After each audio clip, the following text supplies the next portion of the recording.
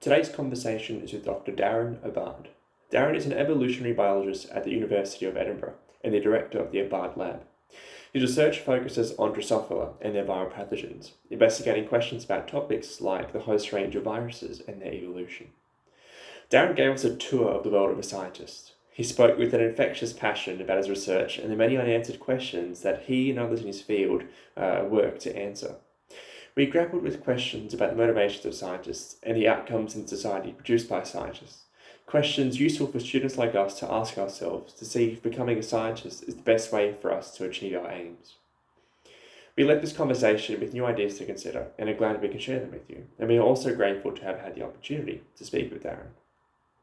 I should also note that we recorded this conversation earlier this year in January. Anyway, here is our conversation with Dr. Darren Obbard.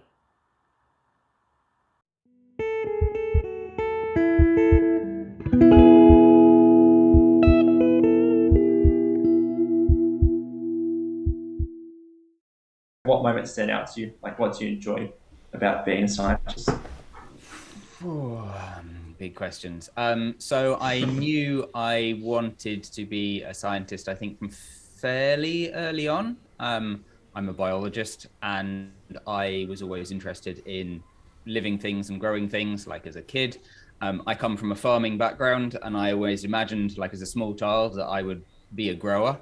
I did very well at school, and someone came to me and said, "You're doing really well. You should make sure you go to university and go somewhere good." And then when I was in the sixth form, so 16 to 18, one of my physics teachers really encouraged us, provided books like popular science books, encouraged us to read them. As with many evolutionary biologists, I read The Selfish Gene, and I thought, this is the first set of interesting ideas I've seen in biology. I want to be an evolutionary biologist. And so I think I'm actually pretty unusual in deciding somewhere between the age of 16 and 18 that I wanted to be an evolutionary biologist, but I was very much focused on plants. So I did an undergrad in a very general sciences, biology, but with a specialization in plants. And then I did a PhD in evolutionary genetics of plants. And so that was kind of all exactly according to plan. And then I didn't get a job that I wanted, but in the interim had committed to moving to Edinburgh. And so I took the first job that I could get in Edinburgh I took the first job that I could get in Edinburgh really as a postdoc. And that sort of changed the direction of my evolutionary genetics from plants to insects and then viruses. So that's a potted history. And then what do I enjoy? I kind of actually enjoy the nitty gritty of the science. I enjoy finding things. I enjoy telling the stories. I think it's discovering things, even for me, very small things. I think you have to enjoy the small things as well as the big things. For myself is the thing that I really enjoy the most. And then telling the story about them as well is good, but obviously that's generally a lot more slow and frustrating. Does that answer the question? Yeah. What do you think? What do you think motivates you now, like in running a lab? Like, what's the key driver there? Me? Yeah.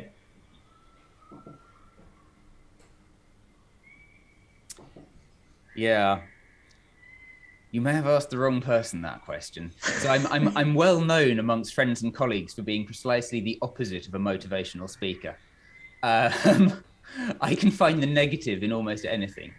I think the fact that I can still choose my own direction to some extent, certainly at the small level, I can sit down and do science occasionally.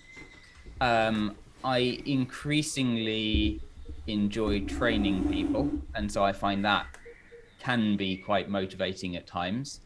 I think it's really actually the biology that motivates me the most. So I enjoy the straight up natural history of it. I enjoy going out and catching flies, and I enjoy just finding out how things work. And I think that's a motivation.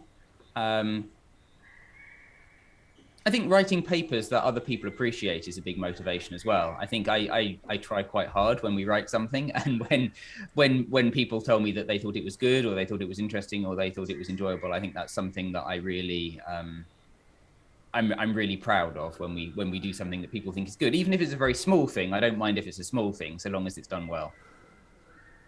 So I think, yeah, being seen on a personal level, the biology, chasing flies with a net, staring at sequences, drawing trees, those things I enjoy on a very small level. On a bigger level, doing things well, I think is really important to me. Right. Do you think, well, this is the sort of response that we're getting a lot more from scientists, is that the reason or the motivation behind what scientists do is mainly self-interest, rather than what maybe us as children were taught, like, you want to be a scientist because you want to make an impact on the world, rather than just that pure self-interest. Do you think that's a common theme, or do you think it's like a scientific reason? I think it is. I think it is a common theme. I think if you actually want to help people, then go and work in a refugee camp. The world's problems, I mean, it's certainly true that science is likely to solve a lot of our problems. Like, I think green energy, that's probably in the end going to be a scientific solution. But actually the problem, by far the easiest solution would be for people to stop eating meat, stop traveling anywhere, stop having as many children. I mean, we've already done that across, like, all of the world's problems are really social and political, not scientific. I mean, 500,000 children a year still die of malaria.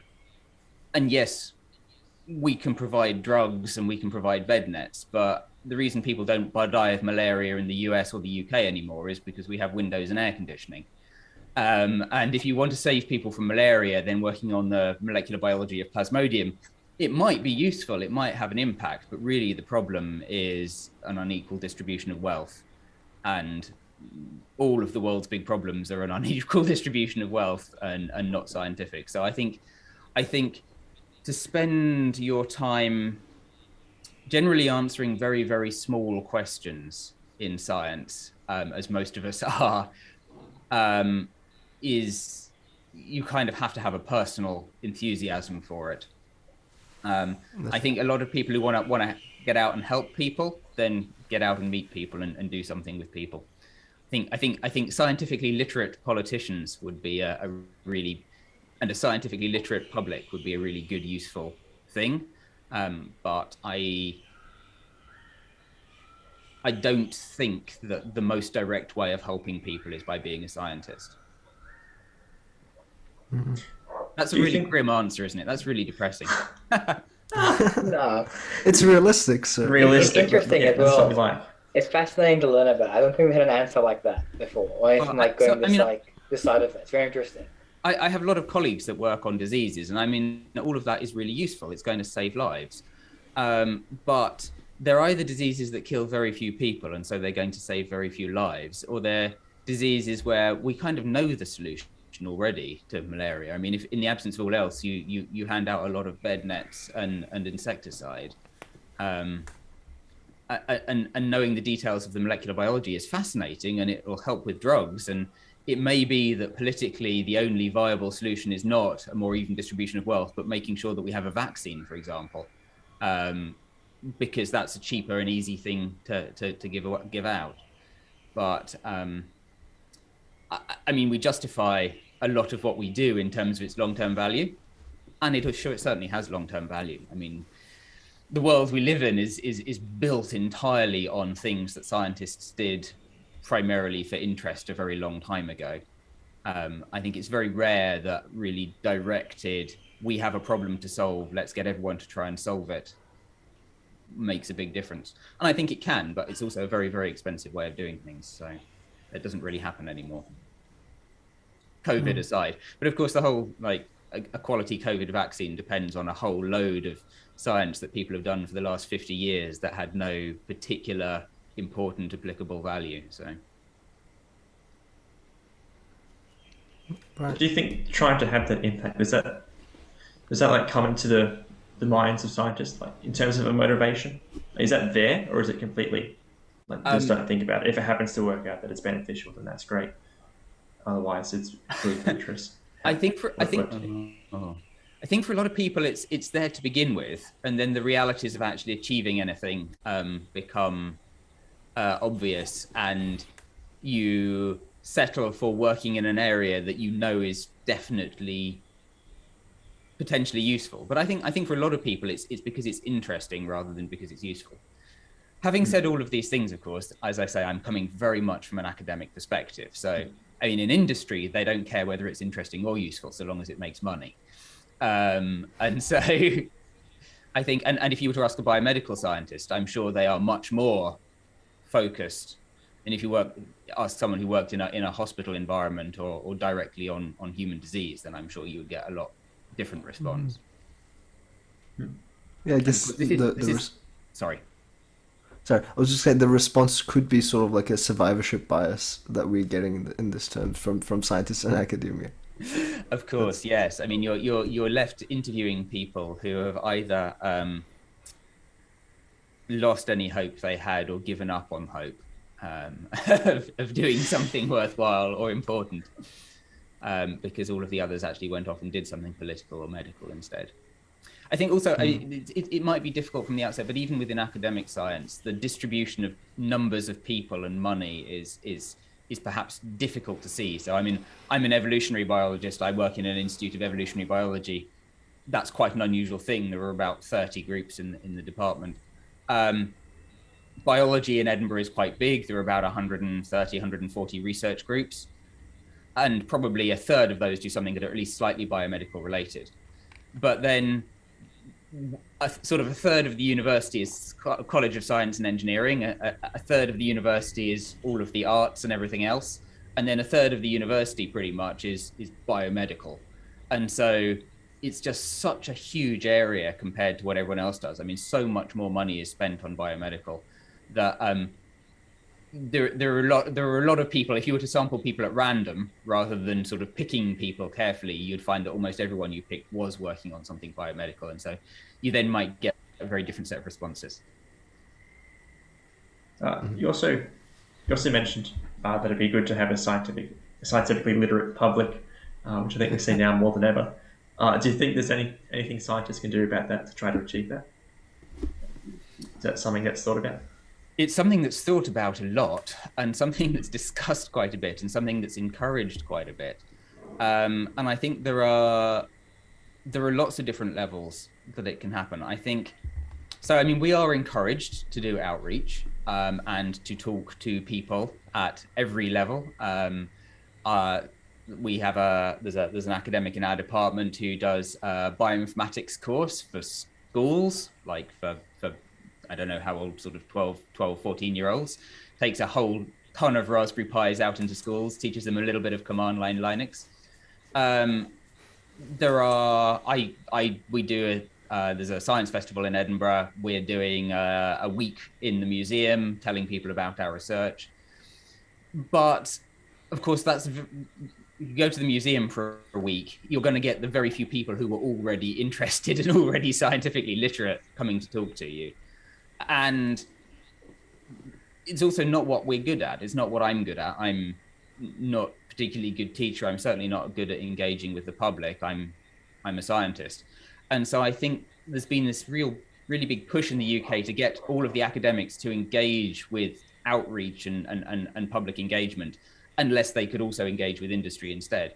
And I'm not sure that it's a good idea, because it just sort of interrupts their time. What you need is people who are good at it. And I think a lot of people we train as academics are not going to go on to become academics for a myriad of reasons we could go into. But I think the fact that we train people to a very high level who then may go off and have completely different careers in outreach, in politics, in medicine, in teaching, I think having school teachers who are trained to a very high level in science, not all of them, obviously not even lots of them, but some of them, I think all of those things do help. I suspect that the big issue for a scientifically literate public would probably be an improvement in school level teaching. And I'm not sure that there's anything academics can do. that's a political problem. It needs governments to say teaching is important. We're going to spend more on teachers, smaller class sizes, hire better trained teachers. Yeah, there are some academics who are brilliant at outreach. They write books, they're great, they're engaging. They should absolutely be supported in doing those things. But the vast majority of us are not. And training people who are good at it to get better at it would probably be more sensible. Right.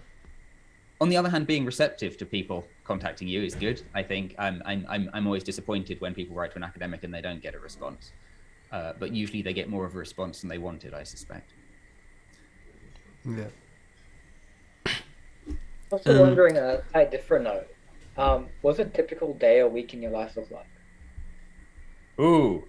So for me, it depends a lot on the time of year, because it happens that all of my teaching falls in the first semester.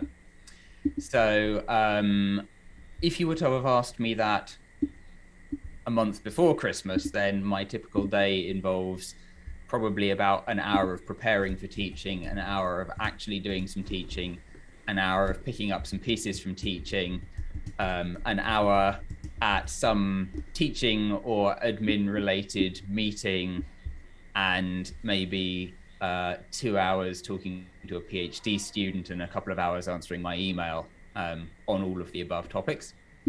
At the moment, I'm sort of just coming out of teaching. So at the moment, I've just finished all of my marking. I've finished all of my moderation. I'm slowly working through the things that accrued in my inbox. So at the moment, it's great. After talking to you, I think today I've probably got an hour or two of dealing with assorted stuff in my email. And then I expect I'll probably have a meeting with a PhD student at some point, and then I might fit in some actual science for a change. I did an experiment that finished about 3 years ago. I spent 2 years filling out with a small online app what I did with every moment of my day for about 2 years to find out how I spent my time. And from memory, I think I'm lucky in that I'm maybe about, well, I'd have to go and check, but I think I was maybe 25% science and 30-something% supporting science in my lab, PhD students, grant applications, 30%-ish teaching. What are we missing? Sort of 10%, yeah, other stuff. But it was interesting because you hear a lot of stories of people who claim they work 60 hours a week, and it's simply anytime anyone has actually looked at it, it's simply not true. Almost no one actually works 60 plus hours a week. And I thought it'd be interesting to see what I did actually work. Does the amount of science that you do decrease as you stay longer and longer in academia as you move up? Yes, I mean essentially, a lot of my colleagues would basically do no direct science themselves at all. You have PhD students who are doing science and you direct them in that science. You have undergraduate students who are doing science and you direct them in that science. You have postdoc researchers who are doing science and you direct them in that science. But all of those things require money. And so you spend vast amounts of your time desperately trying to obtain money for people to do stuff. And then in an academic setting, you end up spending a third of your time teaching or half the time teaching or even more, depending on your university. And so I have some colleagues who really do find a lot of time to do actual themselves research, but I think quite a lot do almost none, and I'm sort of somewhere in between. I do more than most, but not very much. And we're really a sort of 70% wet dry lab, so computational, 30% maybe 20% wet lab, sort of not even really experimental, but preparation for computational. And I don't really do any wet lab at all. I do some of the field work because I can identify flies, but mostly it'll just be analytical with data that we've generated or public data.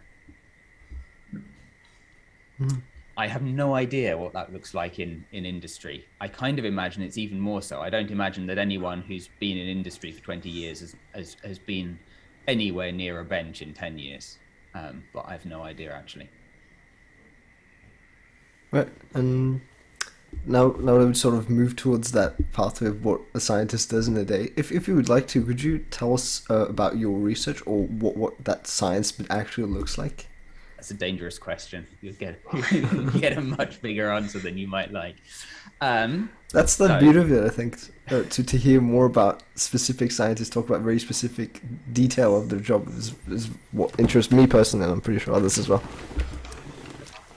So, I would say I was trained as a population geneticist, but not a hardcore theoretical population geneticist, more taking the hardcore theory and doing the analytical with data side of it. I came to Edinburgh to work on how immune systems, or at least how immune genes evolve in mosquitoes. Vaguely biomedical, mosquitoes transmit diseases, they have immune responses against those diseases. And I sort of fell into Drosophila at that point and realized that there's no question in biology which isn't better asked in Drosophila. And so I did some side work on the evolution of immune genes in Drosophila. And one of the things we found was that some genes that we know have an antiviral function show very, very high rates of adaptive evolution. So it looks like they're in an arms race with viruses. But slightly oddly, Drosophila viruses, although they were discovered a very long time ago and were studied really quite hard in the 1970s, just up to about 1980, people have done almost nothing with Drosophila viruses. They've done quite a lot with antiviral immunity using viruses that don't actually infect Drosophila, but they've done almost nothing with Drosophila viruses since the mid-80s. And so I decided that I would still keep working on the evolution of immune systems and the evolution of immune genes and the evolution of Drosophila genomes, but also develop a side project to look at virus diversity and virus, epidemiology or whatever it would be in an animal, and virus evolution in a fly context, because then it would sort of tie in with what people already know about immunity in Drosophila. It's probably our best studied invertebrate. It's certainly our best studied insect for understanding the way the immune system works. And so from about 2008 onwards, I had a project where we were looking to discover, maybe even isolate and study new viruses in Drosophila. And now we are sort of 30%, how has Drosophila evolved at a genomic level?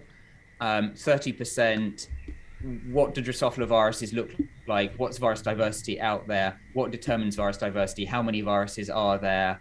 How do viruses move between species? How do we discover new viruses?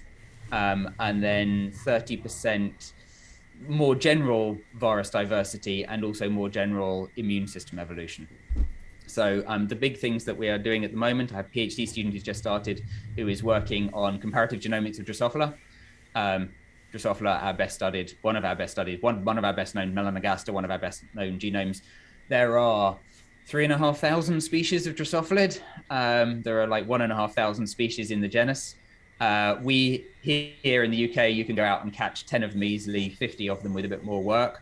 There are now 160 completed Drosophila genomes. And so, but no one has revisited the comparative work from 10, 15 years ago when there were only 10.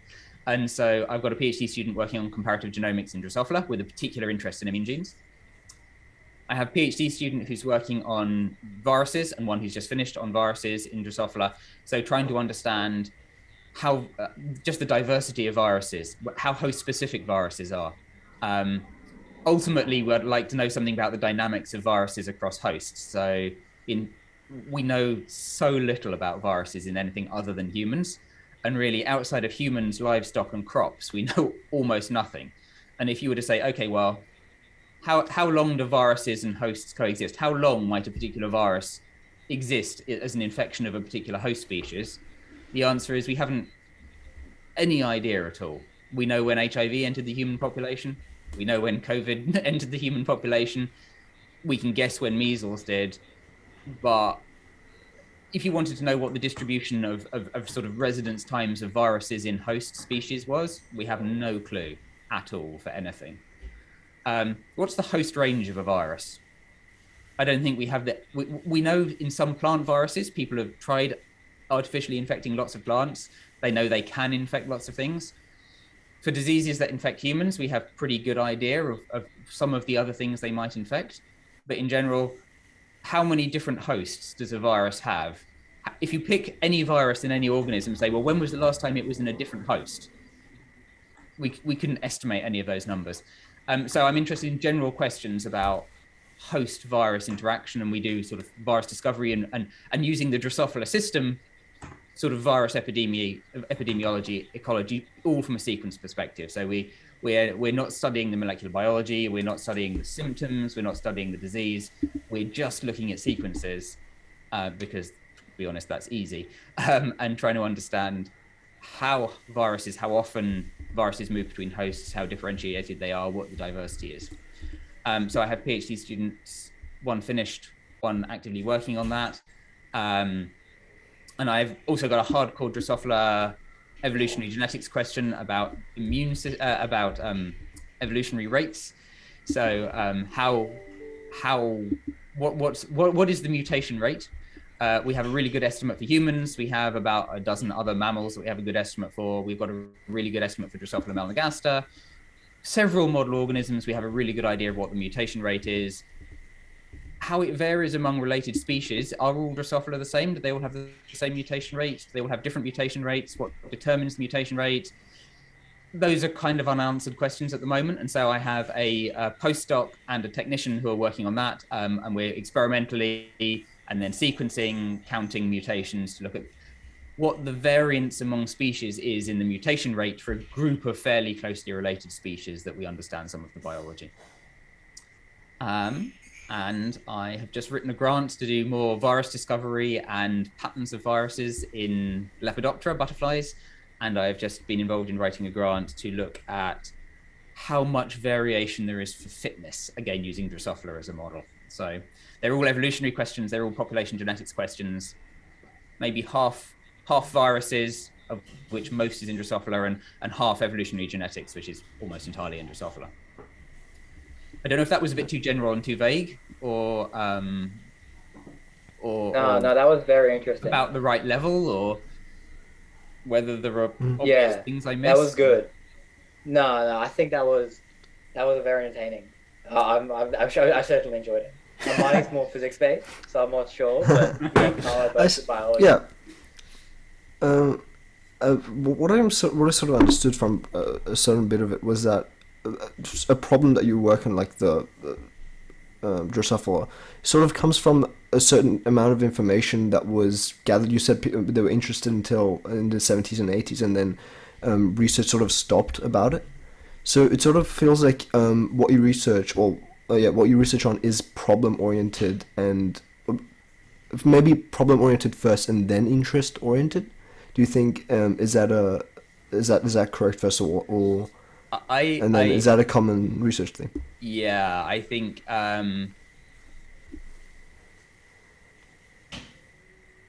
so. I would say a lot of people say they're interested in the really big questions. They want to answer big questions about the world, but there are increasingly few big questions, and the ones that remain are increasingly large. Exactly. And so there are very few people who are qualified, either have the ability or the money to answer big questions. I think a lot of people are just get into it because they're interested, just like in the small stuff in the biology. Like I think a lot of physicists grow up staring at stars and planets. A lot of biologists grow up staring at birds.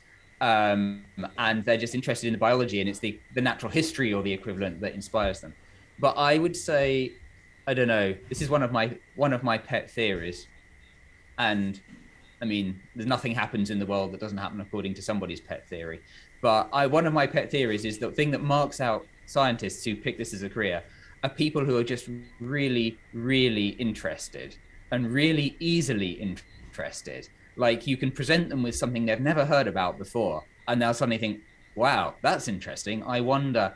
And so I think a lot of people, you're just continually running from one thing to another because you start off on something and it's really interesting and you go down this rabbit hole, and then it turns out to be hard. And then suddenly there's something else that's really interesting. And the challenge is to actually finish. The challenge is to stop people being interested in new things and make them finish the last thing that they've already started. There are too many shiny new things. And I think the people who are who kind of choose this as a career are the sort of people who can sit down and hear something they've never heard about before and suddenly be really interested in it. And so, yeah, I got into viruses because I got into immune genes. I got into immune genes actually simply because I needed a job physically located in Edinburgh. And I was instantly really, really interested. I was able to guide it towards something I'd been interested in before. And then I discovered that this huge gap in the knowledge of virus diversity outside of the obvious humans, livestock, crop plants. And it's just really interesting, or at least I found it really interesting. I appreciate interest is exactly like beauty. It is entirely in the eye of the beholder. Yeah. Absolutely. Two questions from that. Sorry. Yes, do you want to go? I have a quick side question. What's actually involved in writing a grant? Like, how long does it take you? Maybe even like, I have no idea. I've heard a lot of people talk about writing a grant and how it's a big part of being an academic, especially a lab head. What's actually involved in it? It varies a lot, I think, between fields. It varies a lot between the size of the grant. It varies a lot probably between parts of the world. So different parts of the world have very different funding models. So in the UK, if you work in a university, there's no core funding for doing any science. If I don't write grants, I have nothing. I have no reagents. I have no people. I have no support. There's just me if I don't write grants. Canada has a system where the money is fairly evenly spread out and you have to make applications, but you get almost certainly, with a very high probability, you get a smallish amount of money. In the UK, we run a system called full economic costing, where the full cost of any science I do is supposed to be covered by the grant. So if I get a grant, it has to pay for heating, lighting, building rent, administration. And so a huge chunk, about a third of the money on any grant in the UK, depending on the university, is going, very roughly a third, is going to that. So a sort of a standard sort of UK grant from a UK government body, Natural Environmental Research Council, usually is worth between 500 and 800,000 pounds. And that will fund usually one, maybe two people for 3 years. And that gives you some idea of what the overhead cost is. I think when I was counting all of my time, it took me a couple of 100 hours to write a grant in total. And that's not including coffee breaks and lunch breaks and toilet breaks and that sort of thing. That's actually sort of 100 and maybe 150 hours of actually just sitting working on it. If it's something you know really well, it might be a lot shorter than that. If it's something you don't know very well, then it could be longer than that. We have to basically have the thing sketched out at least a couple of months before the deadline, because there's some sort of internal processes that need to be gone through. If I sat down without any idea of what I was going to do, I could easily just spend, it would take a very long time. If I know almost exactly what I'm going to do, but I haven't sort of designed the experiments, done the power analysis, then sort of 30% of my time for 3 months might be a reasonable thing. But then, of course, they have a 20% chance of being successful. So if you're an average person, you have to write 5 for every 1 that you get. Which is the really hard thing about writing grants, is not writing them. Writing them, a lot of people love writing grants. I kind of enjoy writing grants. I enjoy the opportunity to read and think. But you have to just keep suspending disbelief, because there's an 80% chance that your 3 months of work is completely wasted, apart from the value in thinking and writing. But there's an 80% chance you're not getting the money.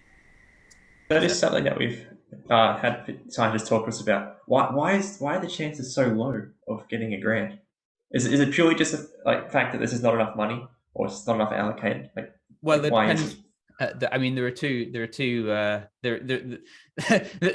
a numerator and a denominator. There's either too many people or not enough money. But how do you decide which one of those it is? I mean, the number of people you want and the amount of money you want is a political decision. So I think governments have decided how much money they want to spend. They've also decided how many people they want working in a university. In the UK, so part of the issue is that 50 years ago, most universities weren't doing a lot of expensive research. Many people working in the universities were just lecturing and doing a very little bit on the side. The UK now has a reward system that the universities get extra block funding according to how successful their research is. And so all of the universities have now pushed very, very hard so that there's almost no one in any of the top 50 universities that are not doing research. And so now everyone has to keep applying for grants. And so you could either decrease the number of research active academics, or you could increase the amount of money.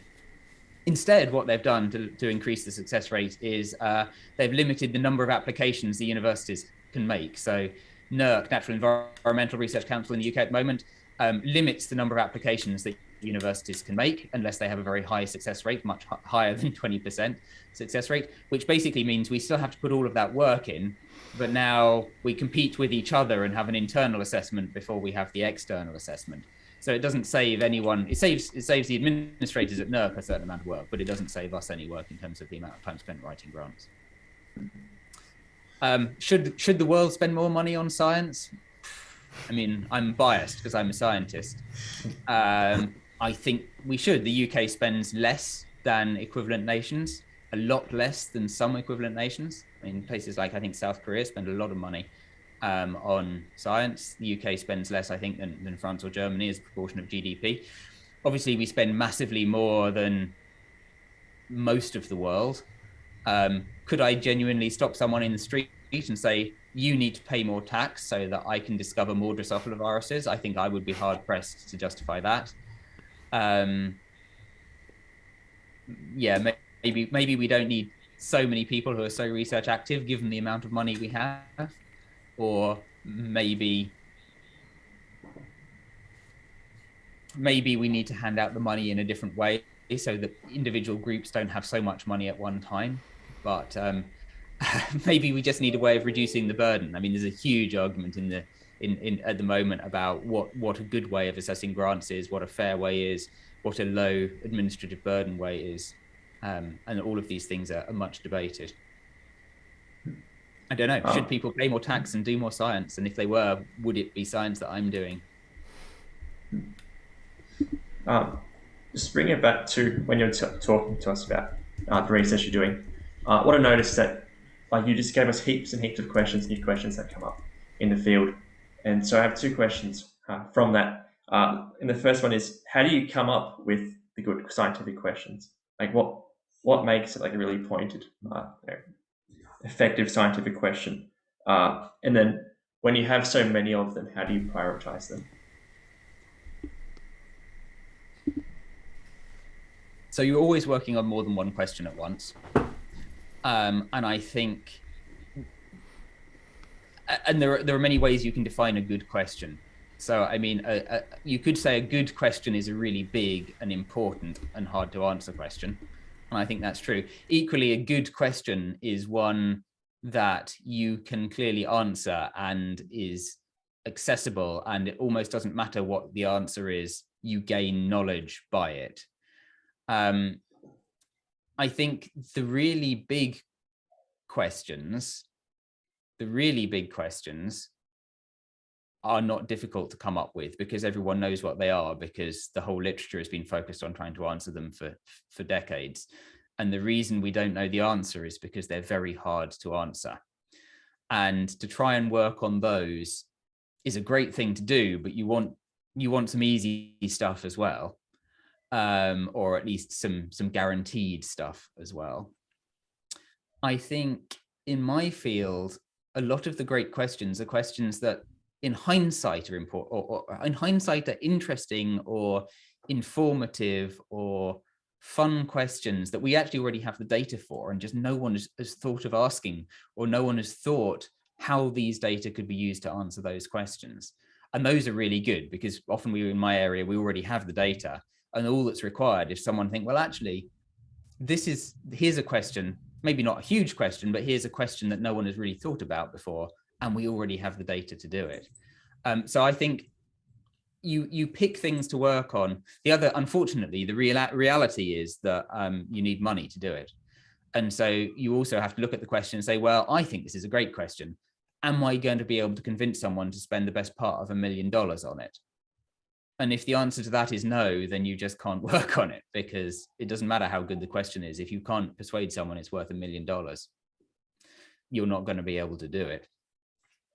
So I think you're always picking a mix, and you, at the lowest level, my sort of purely for reality's reasons, is my smallest question is, well, what's the paper?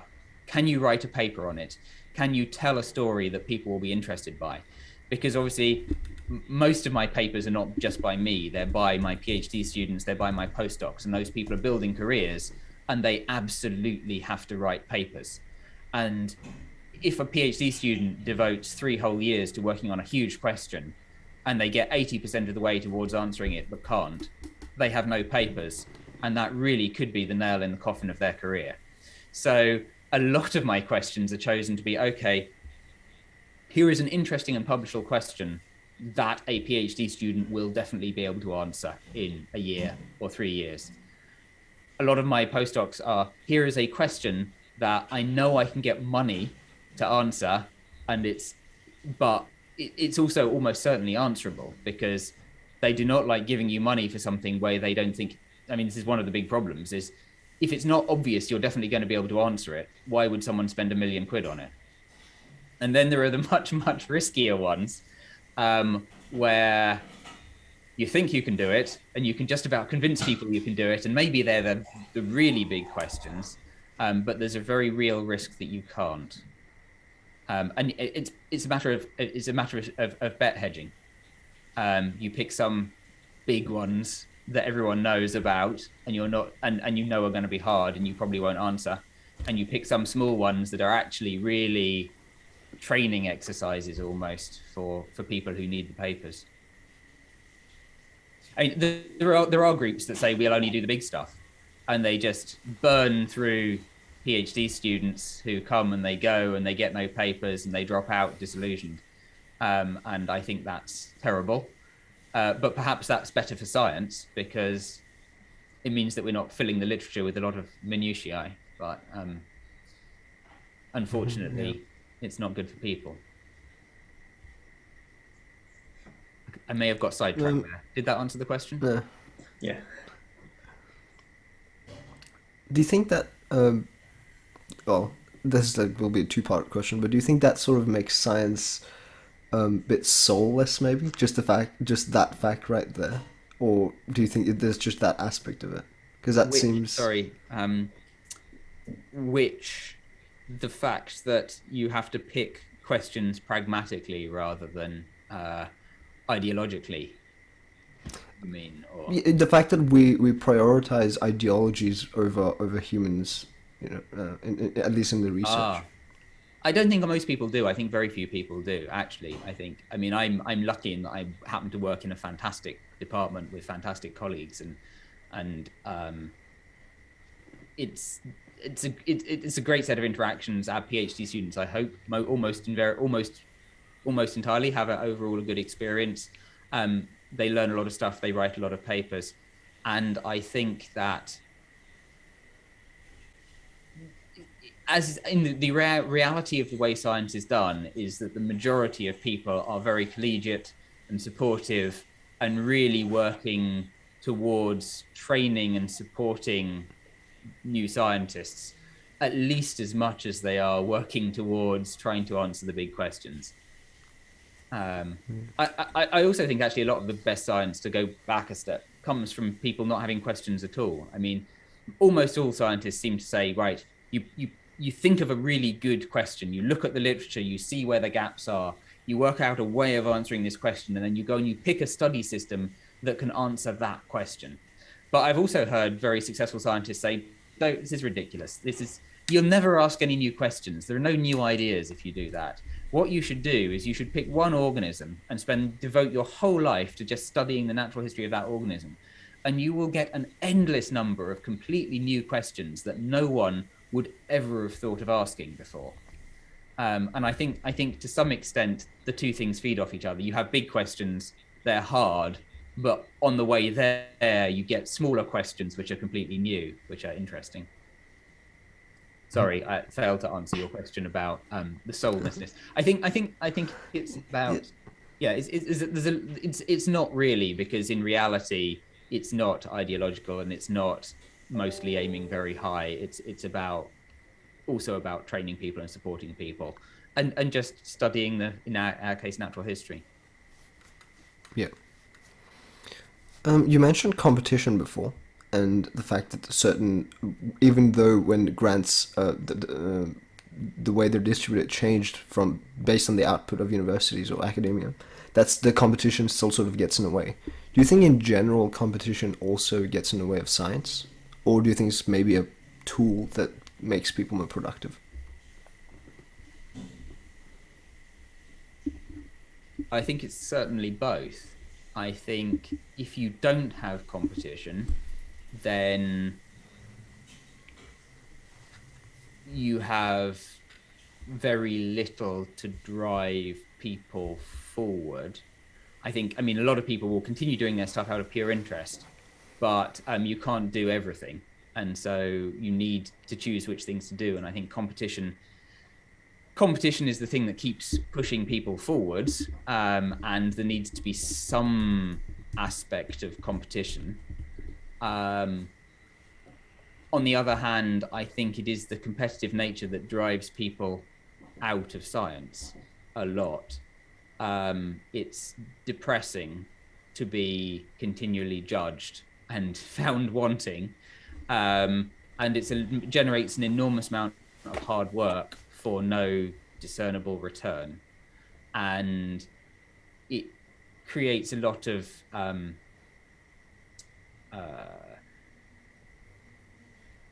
bad objectives. It drives people. I mean, where people are making stuff up, where people are lying about results, where people are being economical with the truth, all of those things really are driven by, in some sense, by the competition. If there was no metric that compared people to each other, there would be no point in doing those things, because if you really were just interested in the science, you wouldn't make stuff up, because what would be the point? So it must be competition that drives that. And so it drives a lot of bad things. It drives a lot of people out. It makes a lot of people's lives very difficult, but it's also hard to see how you could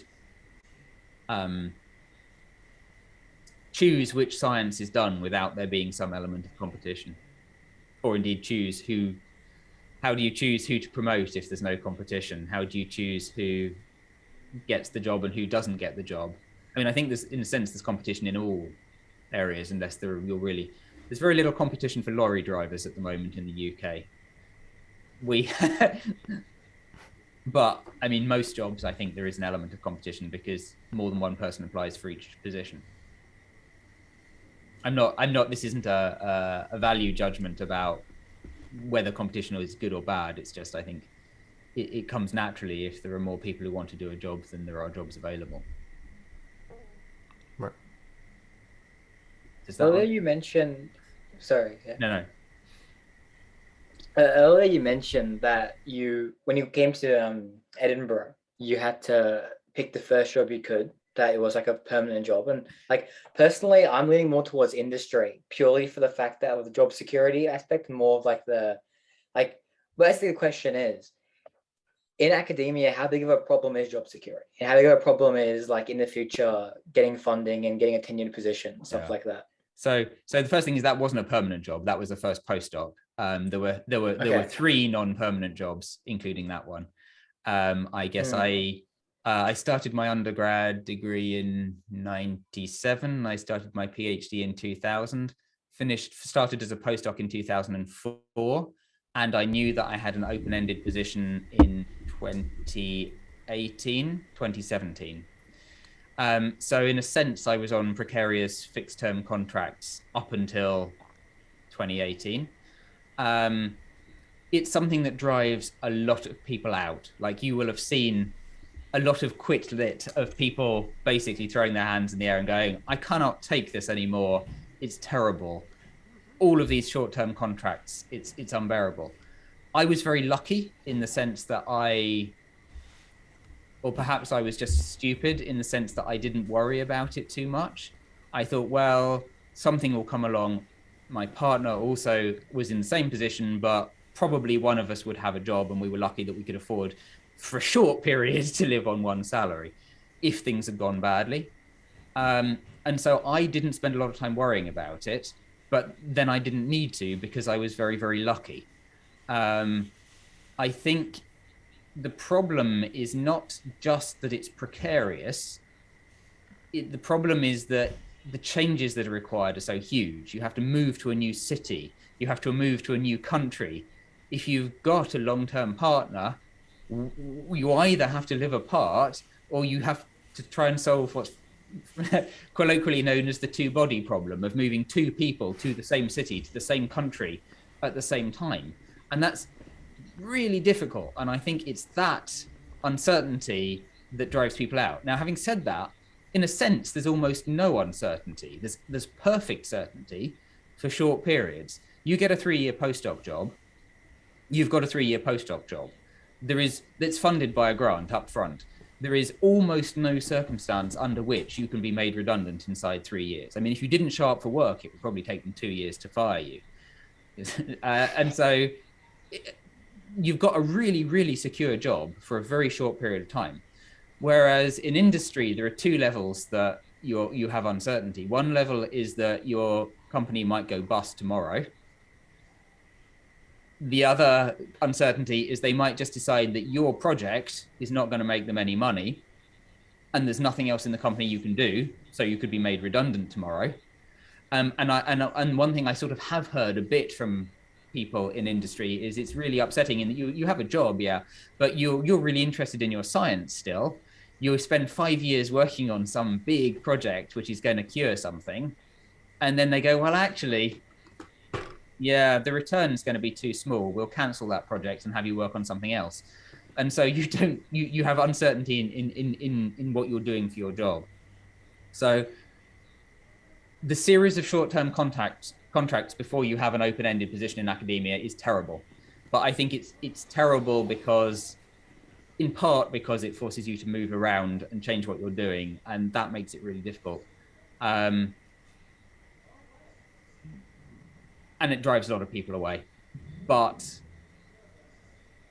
quite a high proportion of people who stick with it do actually end up in those positions, I think. I think the issue is that it filters a lot of people out, and maybe we're filtering, maybe it's driving the wrong people away is the big concern. It almost certainly is driving a lot of the wrong people away.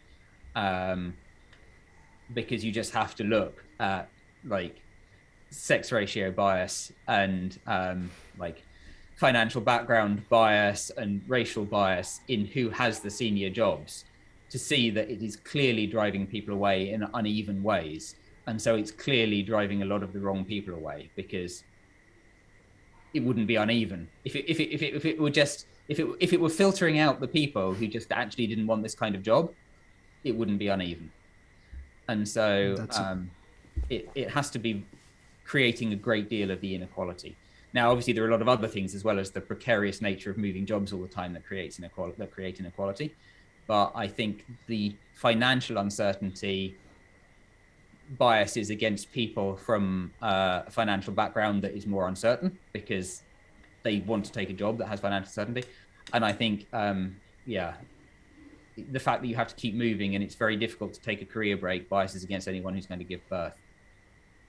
And those are things that we have, obviously there's huge discussion of, but they are problems that are a long way from being solved.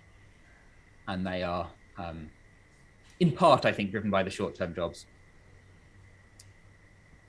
Is that the main issue that you think causes people to quit along the way, or are there any other unpleasant aspects of being a scientist that you think affect a lot of people who try to become scientists? Yeah, I think the competition. A lot of people just don't want to spend their whole lives in competition, and I can understand that.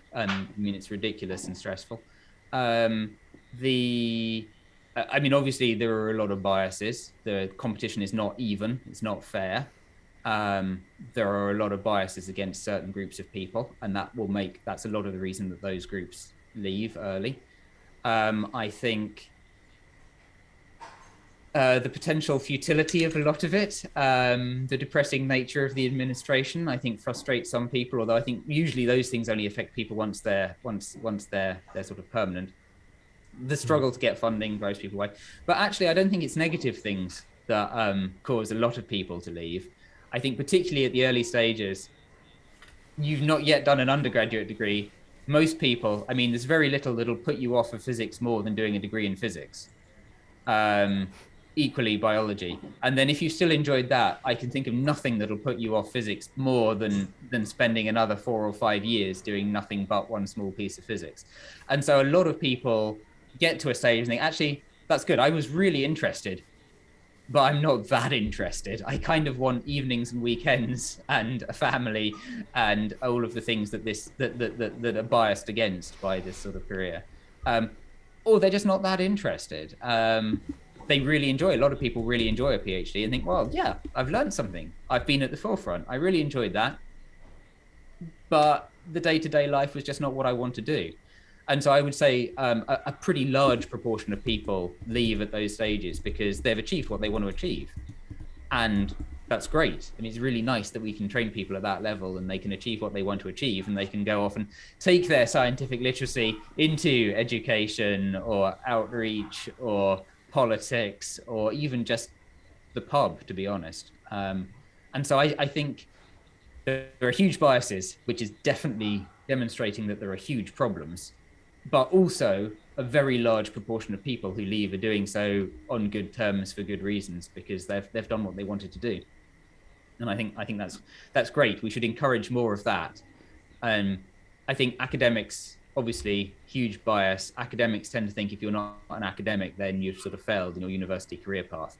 And that's both ridiculous and unreasonable. And if we've trained someone to a high level and they choose to do something else, that's great. Mm-hmm.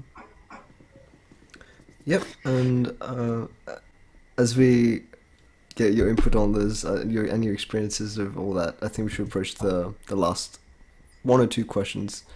I'm just gonna be very detailed there, but today is actually the day, but tonight actually is the last day for us to choose our preferences to what courses we're actually going to be doing at university for the next 4 years of our lives, probably.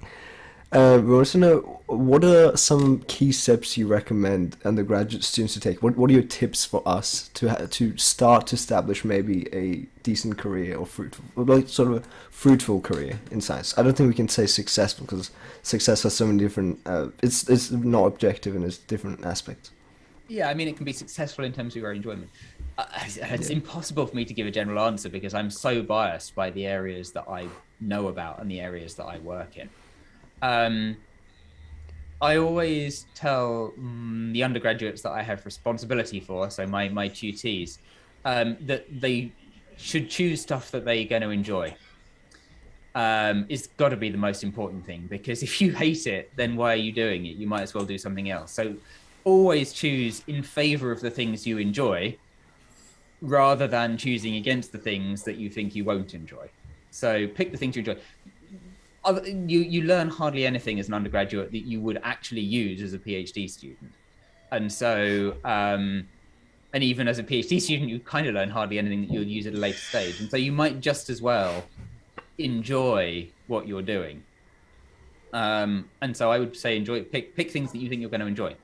Having said that, and this probably does reflect my bias, overwhelmingly, the fundamental skill, I would say, in science should be, not necessarily is, but should be interpreting data, taking data and drawing robust inferences from that data.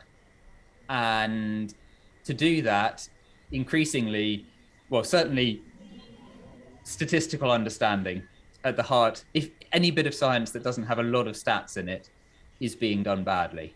And so stats is absolutely essential. It's less essential in the most experimental ends of biology, but then those are now still so swamped by high throughput data now. And your whole life will be revolutionized if you can code. I think in almost any area of science, what's available to you as science is so much broader and so much easier. And indeed, to be honest, even in other aspects of your life, if you have some grasp of coding. So I was given terrible advice as an undergraduate to not take a computing course. And it took me a long time to recover from the failure to take a computing course at an early stage. So I would say,